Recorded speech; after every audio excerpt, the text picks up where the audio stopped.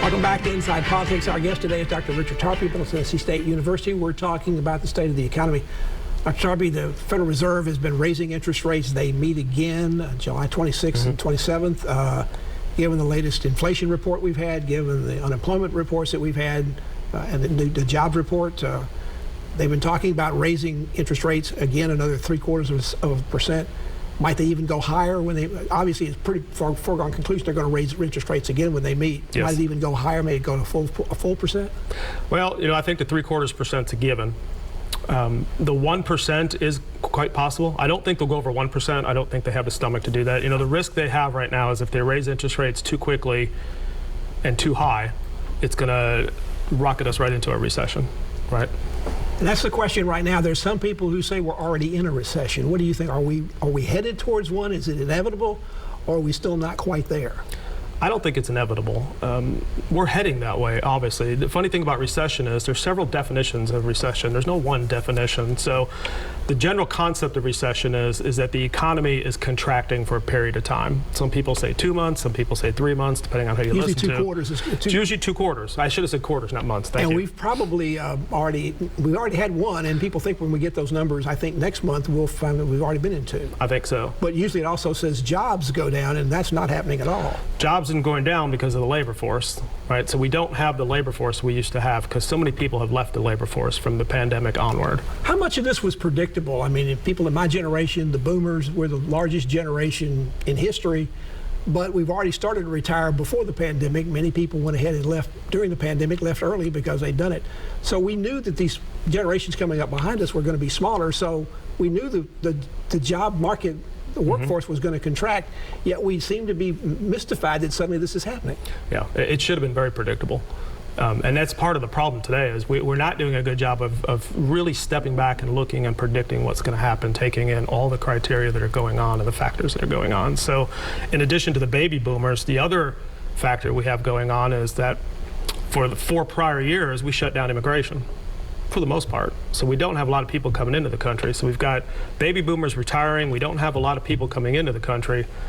And we don't have the births we used to have. So we have a problem going forward. The birth rate is down as well. So the labor force contraction should have been very predictable. One part of the economy that had an immediate impact when interest rates went up was the housing industry, which was more than red hot. People were having trouble even finding places. People were outbidding each other for things, particularly in this market. Yet we begin to see a drop in sales recently. But the strangest thing also seemed to happen to me the other day. Suddenly, mortgage rates went back down again. Why did the mortgage rates go down when interest rates were going up? So mortgage rates are interesting. They're typically track the 10-year note more than they do the inflation rate. So if you notice when mortgage rates went down, the 10-year note went down. We have the inverted curve right now where long-term bonds are actually cheaper than short-term bonds, which is unusual. That means essentially that investors believe we're in more trouble in the short term than we are in the long term. So mortgage rates will track that 10-year note pretty closely. So as the 10-year note went down, we saw mortgage rates go down, but now they're going back up again. And housing prices have not gone down. I mean, they've gone up. And actually, we're probably going to continue to see that happen. We're not going to see. We're not going to suddenly see the market go back and people buying houses will be a bargain again. I don't think so. Inventory is too low. So with the price of raw materials, construction has gone way down at new homes. And that includes both affordable housing and market housing. I mean, both. Yeah. And what is considered to be affordable is a whole lot different, a whole lot higher than it was, say, even 2-3 years ago. Well, there's a large segment of consumers who've been pushed out of the housing market. They just can't do it. And the challenge for that segment of the market is renting is no longer cheap either. Rents have gone way up in correspondence with everything else that's gone up. So that segment of the consumers are really hurting as far as housing. Back in the office business, will we ever see a return of the full 5-day work week where people go to the office and that's where they do their business? Or are we going to now see on a pretty much permanent basis that there'll be the option for employees to be able to work at home 1 or 2 days a week or even longer? It's going to depend on the company. Many companies, the majority of companies are going to the latter option you just picked, which is giving employees the option to work remotely for a day or two, whatever the case may be. Other companies, such as Tesla, have said everybody's coming back to work 5 days a week. And that's being done because, not because of health reasons necessarily, because they're using this to be able to keep employees. I mean, otherwise they won't be able to attract people and they won't be able to keep the people they've got. That's the thought process, yeah. Now, in terms of working from home, I've seen some conflict about this. Has this helped productivity overall, or has it really hurt overall? My Does it opinion. depend on the industry again? Well, you know, I tell my graduate students all the time, the answer to any question is it depends in today's world. But then you have to have a reason. Two-handed economist. Right, and then you have to have a reason, right? And explain why it depends. So I think from that perspective, I think it's always going to be there going forward. But it's really just going to depend on where you work and what the policies are of that company.